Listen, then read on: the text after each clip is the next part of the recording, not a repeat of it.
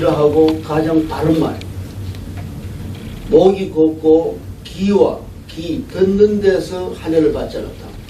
마음에 느끼고 감동하는 데서 할례를 받지 않았다. 그 사람들 지적합니다. 유대인들이 그동안 예수 오시를 얻고 예고한 많은 선지자들을 죽였습니다. 그리고 예고한 메시아 예수가 세상에 나타나서 진리를 전하는데, 진리의 말씀을 전하는데 이 사람들은 진리라서 듣지는 않은 겁니다. 예수님 오져가시면은 요한복음 8장 44절에서 너희들은 마귀의 자식이라 이렇게 말씀하신 겁니다. 하나님이 주는 말씀, 그 진리를 귀를 닫고 듣지는 않아요. 마음을 열지 않고 감동했고 받아들이지는 않아요. 그걸 이 스테반 집사님이 이렇게 목이 곱고 마음과 귀에 할례를 받지 못한 사람들아. 유대인들은 할례, 아브라함과 하나님이 서로 언약하여 할례를 통해서 하나님의 선택된 백성이 되고 하나님의 사람이 되는, 선민이 되는 그런 할례를 그 사람들이 가장 자부시하고 그 사람들이 가장 자랑하는 것이 할례입니다. 그런데 그 육체적인 할례를 떠나서 스테반이 뭐라 그러냐면은 마음과 귀의 할례를 받지 못한 자라고 합니다. 들을 줄을 모르는 겁니다. 마음으로 감동하고 믿지를 못하는 겁니다.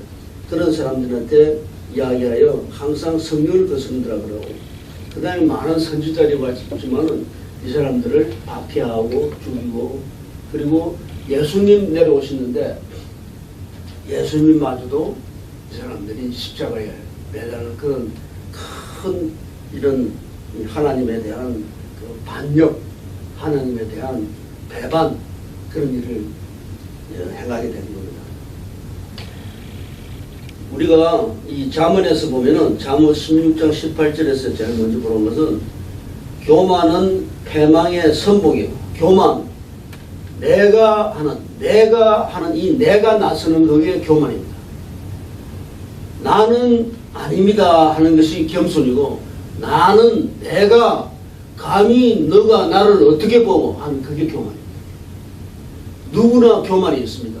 이 교만은 우리가 인생을 살면서 믿는 사람으로 거듭난 새 사람에게도 가장 큰 적이 교만입니다. 내가 예수를 얼마나 믿었는데, 내가 언제부터 예수 믿는 사람이었는데, 내가 30년 예수 믿고 15년간 내가 사역을 한 사람인데 니는 이게 안 된다. 니는 겨우 몇 년 되고, 교만입니다. 내가 그런 게 났을 때 우리는 바로 알아채야 됩니다. 그 교만이 패망의 선봉이라는 거예요. 그 교만이 우리를 망하게 만듭니다. 거만한 마음, 이 교만한 마음, 거만한 마음이 바로 패망과 자빠지는 거 앞잡아야 됩니다. 눈이 높고 마음이 교만한 것이 바로 악인의 길이다. 이렇게 잠언에서 말씀하십니다. 무례하고 교만한 자를 이름하여 망령된 자를 합니다. 목이 고든 사람들이라는 것이 모가지 힘주는 사람을 말합니다. 쉽게 말해가지고 목이 고든 사람이라는 것이 그게 뭐냐, 속에 내가 바리새인들, 특히 서기관들한테 대하여 이야기됩니다. 그 서기관 바리새인들이 예수님 십자가에 올린 사람들, 바리새인 서기관 사람들이 많은 선지자들을 박해한 사람들, 믿는다는 사람, 율법을 잘 지킨다는 사람, 그게 교만이 나옵니다. 우리가 이 교만을 항상 알고 항상 조심하고 항상 기도하고 살지 않으면 누구나 교만이 나옵니다. 인간은 교만이 나오게 만들어낸 겁니다. 거듭난 새 사람한테 교만이 나옵니다. 나는 예수 믿고 새 사람 받고 나는 성령이 함께하는 사람이다. 너 교만이 치고 올라오는 겁니다. 교만이 사실은 우리 인생에서 가장 큰 적입니다. 우리한테. 그러니까 오직하면 예수님이 나는 온유하고, 쉽게 말하면 나는 점잖고 겸손하니 나를 따고 나를 본받아라, 나처럼 되라, 이렇게 말씀하십니다. 그래서 점잖고 겸손합니다. 겸손하지 않은 점잖음은 없습니다. 그러니까 겸손하고 점잖고 겸손하라고 말씀하십니다. 이 이스라엘 사람들이 얼마나 이 교만한 목이 곧은 사람들이라는 게 가장 표시 나는 게 뭐가 있냐면 교만으로 나오는데, 교만한 사람이 믿지를 않습니다. 사실은 내가 이렇게 됩니다. 교만한 사람들이 하나님 말씀을 따르지 않습니다. 불순종. 교만이 바로 불신앙, 불순종의 앞잡입니다. 이 교만한 사람들이 하나님에 의해서 벌받고 망하고 전멸을 당하는 이야기들이 이스라엘 역사에 나옵니다. 제일 먼저 야곱이 요셉의 초청으로 야곱 가족이 한 70명이 이스라엘 가서 그 400년 동안에 남자 성인만 200만 다 합쳐서 한 600만 되는 큰 민족을 이루어가지고 있을 때, 고통받고 노예로 있을 때 주님이 하나님께서 그 사람들을 부릅니다. 그 사람들을 해방시키 부릅니다. 그럴 때 하나님이 너무나 많은 역사를 보입니다. 하나님의 전능하심을 보입니다. 하나님의 살아있음을 보입니다.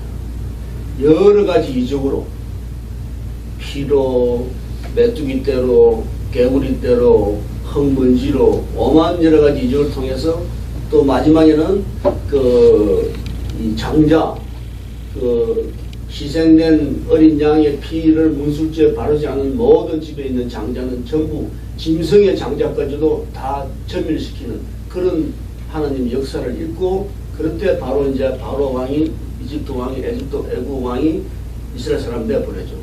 그래가지고 그 사막에서 불기둥으로, 구름기둥으로, 물이 없을 때는 반석을 떼면 물이 나오고, 먹을 게 없으면 만나가 내려오고, 이런 역사 속에서 이스라엘 사람들이 어떻게 하느냐. 모세가 산에 올라가가지고 며칠간, 40일간 이 율법을 받고 또 하나님한테 이 가르침을 받고 내려오는 그 사이를 못 참아가지고 이 사람들이 금송아지 상을 만들고 아셀라 상을 만들고 목상을 만들고 바알신을 숭배하는 그런 엄청난 배반하는 범죄가 일어납니다. 그래서 그 사람들은 1세대 애굽에서 탈출한 애굽에서 해방된 1세대 이스라엘 사람들은 100% 두 사람 빼고, 요수아하고 가멜이라는 사람 두 사람 빼고 나머지 100%가 전멸당합니다. 광야에서. 불과 며칠이면 지나올 수 있는 거리를 40년을 헤매게 만들어가지고 전멸시킵니다. 어로 목이 고준 데에서 교만함에 의한 불순종으로 하나님 치십니다. 그리고 그 위에 다시 그 이스라엘 왕조, 북이스라엘 유다, 북이스라엘하고 남이스라엘, 예루살렘 유다, 이 유다 쪽에 있는 그 사람들도 전부 다 아수르에 의해서, 바벨론에 의해서 다 맹하고 노예되고 다 잡혀가고 이런 일이 생기죠. 그 사람들도 하나님에 대한 불순종, 교만에서 나옵니다. 그리고 예수님 십자가 올리고 난 유대인들은 얼마 후에 로마 사람들에서 예수님 예언하신 대로 성전이 다 허물어지고 성전이 전부 파멸당하고, 그러고 로마에서 완전히 망합니다. 망한 사람들이 이스라엘 사람들, 그때 온 세계를 흩어지는 겁니다. 그때 완전히 이스라엘이라는 나라 자체는 지역적으로는 끝난 겁니다. 민족적으로 유대 민족이 살아있은 것이 다 끝난 겁니다. 하나님에 의해서 패망당합니다. 교만, 목이 고전, 그런 거만한 마음이 앞설 때 목이 고전 것은, 그러고 그 서기관 바리새인들이 하나님의 말씀을 듣지 않고 자기들이 장로들의 유전으로 하나님의 말씀보다 더 위에 사람들의 사람들의 가르침을 하나님 가르침보다 위에 둔 사람들이, 그 사람들이 바로 멸망하는 사람들의 앞장입니다. 출애굽에서 광야에 전멸됐다는 것은 정말 역사적인 사실이며 오늘에도 해당되는 내용이 됩니다. 교만하는 사람들은 다 멸망한다고 되어 있습니다. 그 사람들이 잠시 자리 비운 사이에 금송아지 만들어서 막 저 하나님 신이라고 막 나서고 아세라 목상 만들고 하늘에 있는 해와 달에다가 경배하고 이 형편없는 짓을 했습니다. 이 신명기 31장에 보면은 모세가 말씀하시는 게 있습니다. 내가 너희의 반역함과 목이 고준 것은 안 하니, 반역하는 너희들하고 뭐 꼭 교만한 일을 안 하니, 오늘 내가 살아서 너희와 함께 있어도 모세가 같이 있어도 너희가 여호와를 거역하거늘 하물며 내가 죽은 후에 너 어떻게 하겠느냐. 모세가 이렇게 한탄하면서 한 말이에요. 교만한 사람들에 대해서. 그래서 이게 말씀에 순종해서 하나님의 사람으로 살고 은혜를 누리지만은 하나님을 섬기지 않고 악을 행하면 그 대가를 치르게 된다는 것이 신명기 28장에서 여러 가지 소상하게 겁니다. 순종하여 받는 복은 말도 많은 엄청난 복을 받고, 순종하지 않는 복은 정말 처절한 패망의 이런 처벌을 받습니다. 이 신명기에서 기록된 들을 내가 요약을 해서 보면은, 불순종하면은 파멸당하고 온데 연병이 생기고 여러 가지 재앙들도 나오고, 시체가, 우리가 죽은 시체가 새 모여가 되고 짐승의 밥이 되고, 그런 것을 보다가 미쳐서 다 정신병 걸리고, 여자와 약혼해도 다른 남자가 먼저 여자가 잡버리고, 다 성경에 쓰인 대로 말씀을 주는 거예요. 그러고 소로 잡고 양을 잡아도 다른 사람이 먼저 뺏어 먹어버리고, 이런 게 불순종에, 이 웃을 일이 아니고 정말로 엄청난 저주가 오는 거죠. 자식을 다른 민족에 뺏기고, 신명기 28장에 있으니까요, 참고하십시오. 순종해서 받는 복은 너무 다 좋은 것만 있어요. 성읍에 들어가도 복을 받고, 들여 나가도 복을 받고, 전 세계에서 어떤 민족을 만들어 주시고, 그리고 내 자녀, 내 토지, 내 짐승까지도 복을 받고, 이렇게 하나님이 철저하게 복을 주시는 게 누구한테? 하나님께 순종하는 거. 그럼 하나님 순종하는 길이 어떤 길이냐? 그게 가장 바른 길로 사는 겁니다. 하나님이 주시는 길이, 순종하는 길이 무슨 길이냐? 그게 가장 바른 길로 사는 거죠.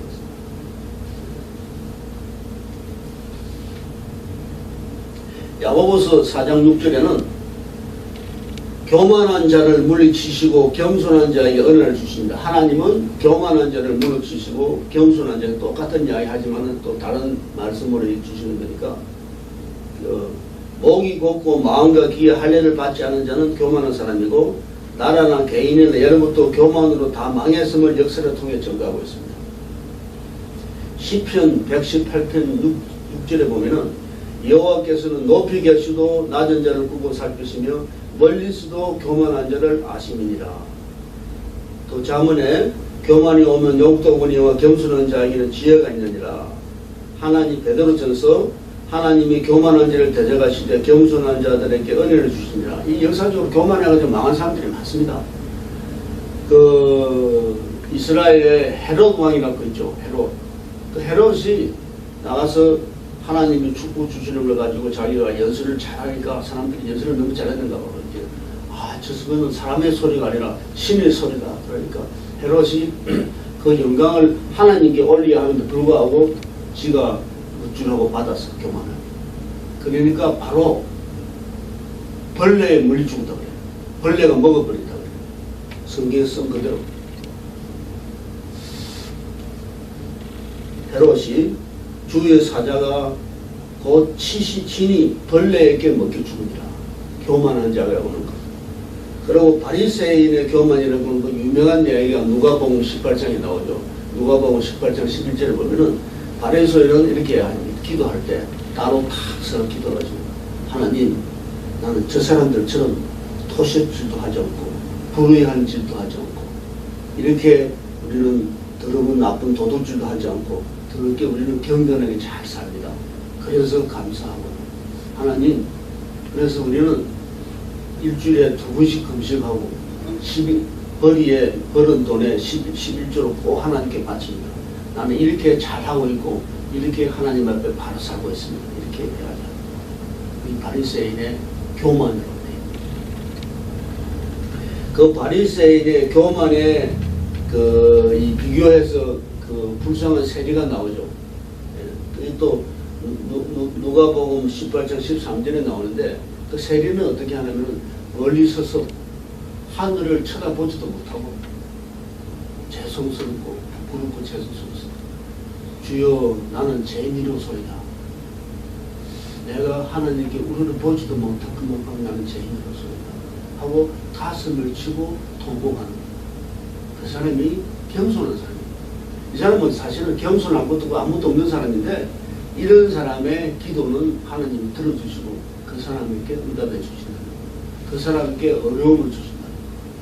그래서 바리새인이 그러니까 우리가 너무 일보듯이 우리는 바리새인은 나는 일주일에 이틀 금식하고 나는 많은 선한 일도 하고 구제 일도 하고 11주도 내고 나는 참 정말로 잘하고 있습니다. 나 잘 되었습니다. 이렇게 말하는 거 아니에요. 그럴 때 세리는 멀리 있어서 감히 눈을 들어 하늘을 쳐다보지도 못하고 가슴을 치며 하나님이여 불쌍히 여기소서 나는 죄인이로소이다. 이렇게 하는데 하나님이 함께 해주신다. 이거 나무 일을 볼 일이 아니에요. 우리 믿는 사람들이 이러는 거예요. 오늘날도 교회에 바리새인들 이렇게 교만한 바리새인들이 얼마나 많은가를 알아야 돼요. 우리가 그 사람들한테 정죄하고 심판할 게 아니라 내가 내 자신을 뒤돌아보고 내 자신을 잘 이렇게 반성해서 찾아보고 내가 회개할 일이지 남 보고 뭘 갈 일은 아니에요. 하나님이 우리 보고 너희들이 알아서 정죄하고 심판하라 그러지 않았습니다. 심판은 나한테 맡기라. 가장 공정하게 공의롭게 내가 심판하리라. 하나님이 하시는 거예요. 우리는 이렇게 바리새인들을 보고 우리는 이렇게 겸손히 우리가 나아가야 됩니다. 세계적으로 유명한 그 세계를 거의 다 정복하다가 홀딱 망한 사람이 나폴레옹이죠. 나폴레옹에는 나의 사전에는 불가능이 없다고 그랬습니다. 교만의 극치입니다. 우리는 나는 할 수 없습니다만은 하느님과 함께 하실 때 나는 할 수 있습니다. 이게 믿는 사람의 길이고 나폴레옹 길은 하나님이고 무엇이고 없다. 나는 불가능한 일이 없다. 다 할 수 있다. 그래서 아무도 러시아를 갖다가 공격하는 걸 엄두를 못 냅니다. 러시아는 그 1년의 반이 겨울이고 그 겨울은 홍통에서 어디 먹을 것도 없어요. 그런 러시아를 프랑스 군인 다 끌고 가가지고 거의 전멸당하고 내려와서 나폴레옹 망했어요. 망해갖고 어디 저 대서양에 조그마한 섬에 가서 그냥 살다 죽었어요. 그렇게 패망했어. 천하의 나폴레옹도 하나님 앞에 낮추지 않고 그럴 때는 그렇게 결과는 패망하는 겁니다. 근데 이 겸손을 이렇게 이야기하는데 우리 믿는 사람들한테 가장 큰 역할을 하고 많은 이렇게 말씀을 주시고 우리의 기독교의 진수를 잘 이렇게 표시해 주신 분이 물론 성령의 감동을 해 주신 분이 바울이에요. 바울이 신약성서 27권에서 13권이 서신서 포함한 13권이 바울이 쓰신 거거든요. 그 바울이 아주 최고의 신학자고 믿음의 자고 가장 하나님의 뜻에 맞는 선교한 사람이고 우리 믿음의 표본입니다. 그런 바울이 겸손한 바울로 나옵니다. 그 겸손한 바울을 하면 바울이 이렇게 합니다. 바울이 요새를 따지면 그 가브리엘 집안의 문파에 공부를 하고 이러는데 한국을 따지면 서울대학 법대, 미국을 따지면은 하버드 대학쯤 되는 그런 문파에서 속한 사람이고, 그리고 바리새인이었고, 그런 바울이 뭐라 그러냐면 예수 믿고 난 뒤에 명예도 문물도 지식도 배설물로 여기고 이 세상에 가져오는 모든 명예, 모든 문벌, 모든 지식도 배설물로 여기겠다는 말은 표현을 아주 점잖게 한 거고요. 예. 그리고 나는 죄인 중 개수라고 예쳤습니다. 그 바로 된 사람이고, 그 믿음의 사람이고, 오로지 100% 성령 충만 속에 살던 사람이 그렇게 표현을 하고, 그리고 사도 중에서 제일 작은 자라고 항상 표현하고, 사도 중에서 나는 제일 작은 자다. 그러고 만삭이다. 이 9개월 다 안 돼서 중간에 나온, 흥성하게 나온 그런 아가 같은 사람이다. 그렇게 항상 바울이 말하는 거예요. 그래서 이게 바울의 겸손을 우리가 항상 탕자가 나오죠. 누가복음 15장에 나옵니다. 탕자가. 그 탕자가 아버지한테 재산을 먼저 물려받습니다. 아버지가 부자인데 재산을 많이 물려가지고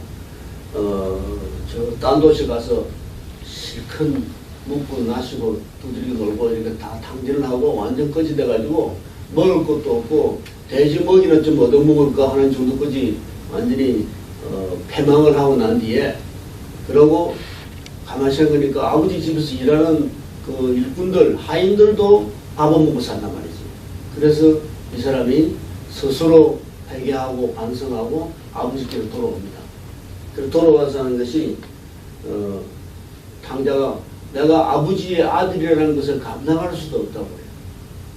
예, 지가 죄 지었고 아버지 받은 재산 다 날리고 그래서 나를 일꾼의 한 사람으로 봐주세요. 이렇게 말하는. 그게 이제는 이 회개에 따른 겸손입니다. 아버지 아들이니까 옛날 나도 어쨌든 좀 까먹고 왔지만 아버지 좀 되게 이게 아니고 내가 아버지 일꾼으로도 하나 쓰게 해주세요 하고 스스로 돌아오는 것이 그겁니다. 탕자가 철들어 온 거야. 그래서 철들어 온 탕자를 그 아버지가 무슨 걸로 뛰어가서 안아주고 탕자를 위해서 소 잡고 말 잡고 마을은 안 나옵니다. 소 잡고 양 잡고 큰 자치를 베풀 만큼 그 아버지는 그 아들을 다 받아줍니다. 나는 그 아버지가 우리 하나님 같은 사람입니다. 우리가 아버지 말 안 듣고 교만하게 나가서 다 버리고 다 쓰고 돌아올 때 그 아버지는 그 아들을 받아주잖아요. 우리가 아무리 죄 속에 살고 죄 속에 죄를 짓고 살더라도 성령으로 거듭난 새 사람 돼가지고 회개하고 돌아오면 아버지가 우리를 받아주시죠.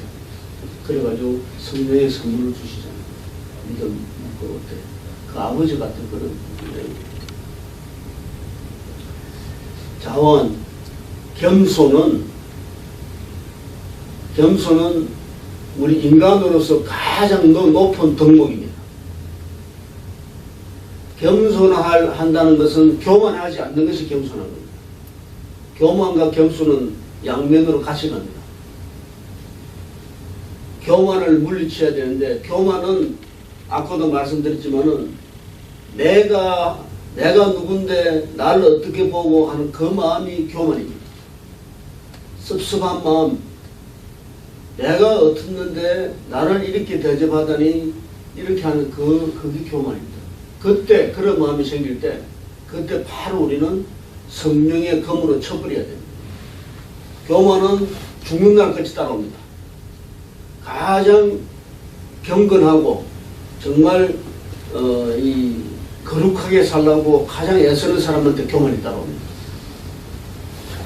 그러고 우리 인간적으로 아주 점잖고 교양 있고 남하고 다툰 일도 있고 한데 그런 사람한테 아주 그 속에서 교만이 따라옵니다. 그건 패망입니다. 겸손하다는 것은 내가 누구며 나의 죄가 무엇이며 나의 죄를 인식하고 돌이켜서 회개하고 돌아오는 데서 시작하고 나의 부족함, 내 가치 없음을 알고 하나님의 전지전능하신 하나님의 그 바른 길로 따라 돌아오는 것이 그게 겸손입니다. 하나님이 항상 붙들어 있고 하나님 뜻 속에 사는 것이 겸손입니다. 나는 이만큼 만들었고 나는 이만큼 가졌고 나는 이만큼 배웠고 세상 사람들 비해서 99%는 내 밑에고 그게 그냥 바로 뭐가지 부지리지는 일이 생기는 거예요. 내가 밑으로 내려오는데 그래서 야고보서 4장 10절에서 잘 말씀해 주셨어요. 주 앞에서 낮추라. 주 앞에서 낮추라. 그리야 하면은 주께서 너희를 높일 것이다. 주 앞에서 낮추라. 나는 이 설교 말씀을 준비하면서 내가 막 얘기했어요. 이게 무슨 교만한 거, 건방진 거 이런 데다 또 열등감까지 섞여가지고 이게 아주 복잡하게 우리를 애를 먹이더라고. 그런 게 다 붙어가지고 열등감이 교만을 올립니다. 또 내가 누군데 어떻게 나한테 이렇게 대하나, 내한테 대접을 이렇게 하나, 네가 뭔데 나는 이렇게 부르냐. 이게 교만의 시작이더라. 이 교만의 이 교만의 속성은 뭐냐면은 우리 인간의 속성인 거야. 그냥 하나님 없이 내버려둔 인간의 속성은 교만이에요. 그리고 인간의 속성은 교만이라는 것이 마귀가 오는 주는 속성이야. 이게 인간의 속성이. 그래서 우리는 정말 이 교만에 대해서는 죽을 때까지 견뎌야 된다. 조심해야 된다. 근데 제가 나도 이거 이렇게 보면서 나도 정말 교만 안 하고 나도 점잖아지고 이런, 그러고 나도 이렇게 겸손해지면 안 좋겠어. 그럼 내가 어떻게 하면 되겠느냐. 이 답은 똑같더라고. 내가 어떻게 하면 겸손한 사람이 되겠는가.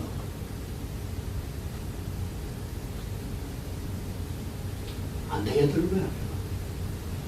내 힘으로는 안 됩니다. 나는 못합니다. 내 속성이 교만입니다. 겸손할 수가 없습니다. 내가 어떻게 하느냐? 하나님께 기도해요.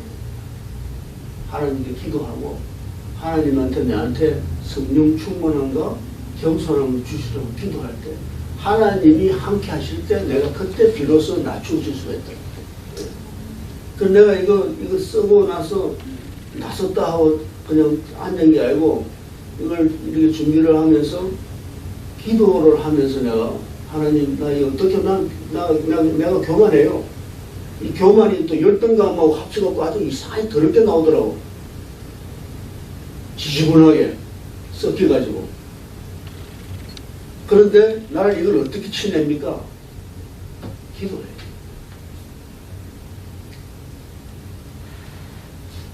성령 충만한 사람이 돼. 기도의 힘으로 성령 충만을 받고 나의 교만을 치고 겸손을 지켜야 됩니다. 그리고 그렇게 나아가는 거예요. 이 우리가 사람이요 이렇게 비교를 하고 이러면요 지 밑에는 끝도 없이 항상 나와. 모든 점에서 저 밑에 끝지도 지부터 더 밑에 끝지 쳐다보고 갈바보는 거예요.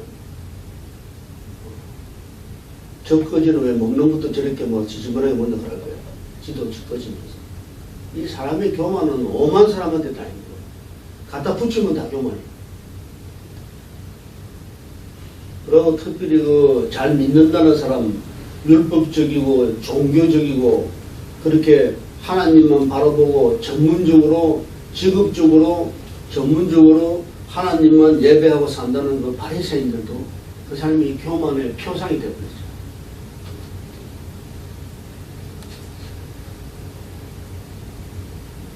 우리가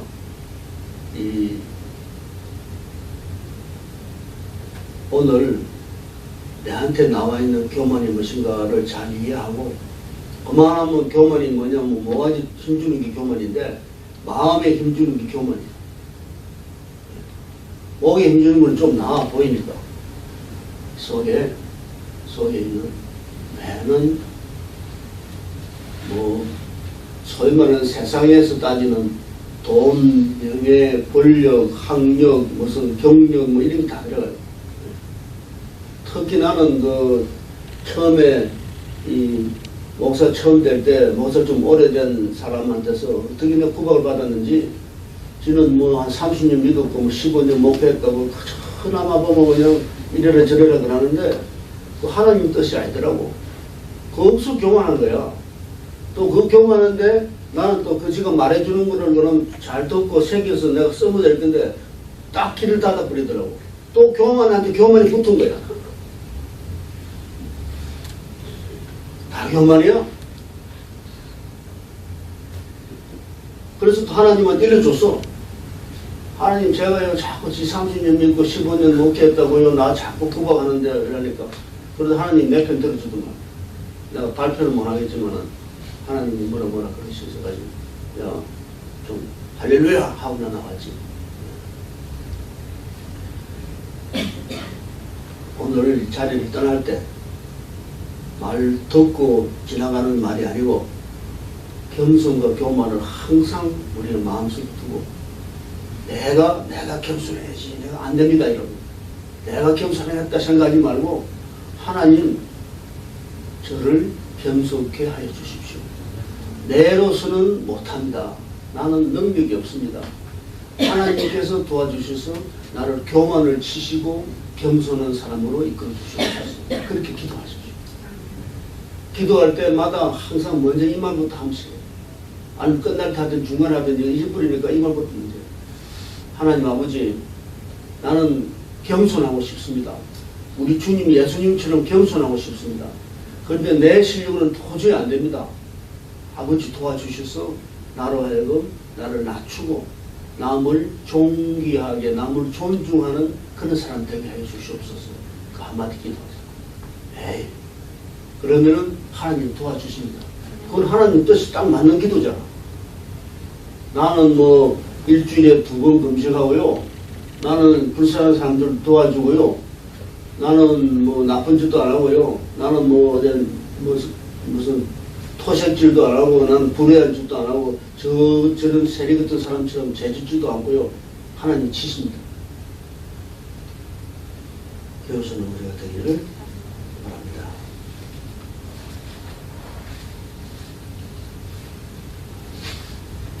그리고 예수님을 십자가에 매단 유대인들이라는 이야기를 가지고 말씀을 드리려고 하는데 내가 교만과 겸손에 대해서 이야기한 것이 너무 중요한 말이라서 우리 예수님을 십자가에 매단 유대인들을 우리가 다 알잖아요. 그리고 하나님의 그 큰 계획 안에 있는 일로 일어난 걸로 우리가 해석을 하고 그리고 유대인들이 예수님 십자가 매달려 준 덕분에 우리가 재산받는 그런 우리 믿음으로 재산받게 되는 겁니다. 그래서 이 사람들도 로마 사람들에 의해서 망해가지고 세계 각지로 다 흩어질 겁니다. 저가 스스로 선택된 민족이고 그렇게 자금과 자부를 가지고 하나님 보낸 선지자를 핍박하고 죽이고 또 하나님의 외아들 독생자 예수님마저도 죽이게 되는 그런 사람들이 다 패망합니다. 그래서 1945년 2차 대전 끝나고 옛날 2000년 전에 땅을 찾아가고 들어갔거든요. 그거는 이제 그 다음부터는 잘 모르겠고 여러분들이 그 구약에서 이사야서, 스가랴서, 말라기 이런 여러 군데서 예수님이 이제 나타나실 것이다. 예수님이 아기가 나타나고 무슨 그렇게 그 사람은 기묘자라 모사라 전능하신 하나님이라 영존하신 아버지라 평강의 왕이라 하는 그런 사람이 나타나고 또 겸손해서 새끼 나귀를 타신다 그런 말도 나타나고 또 만군의 여호와께서 말씀하시기를 내 앞에 예비할 사람이 난 언양의 사자가 나타나니 예수님이 나타났기 그런 말씀들을 많이 주시는데 그런 예수님이 나타나시는데도 이 사람들이 교만해서 마음을 문을 닫고 이렇게 마음의 할례 길을 닫고 있었고 진리의 말씀을 듣지 못합니다. 그래서 신성모독으로 하나님을 모독한 걸 해가지고 예수를 갖다 십자가에 버립니다. 그래서 오늘 우리는 이 스테반 집사님이 이렇게 마지막에 유태인들한테 전국을 팍 찔러서 이렇게 변론을 하시고 그러고 바로 돈 맞아 죽습니다. 유태인들이 못 견뎌가지고 막 이를 밟면서 그냥 돌 맞아 죽습니다. 다음 주는 스테반 집사님 돈 맞아 죽는 걸 이야기합니다.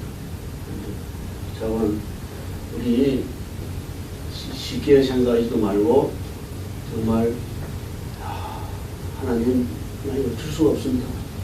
내 교만함을 내가 어쩔 수가 없습니다. 하나님 나 겸손하게 이끌어 주십시오. 이렇게 기도해 줍니다. 기도로 이기는 겁니다. 네. 우리 생각으로나 우리 실력으로는 안 됩니다. 자, 기도하겠습니다. 하나님 아버지, 저희들은 오늘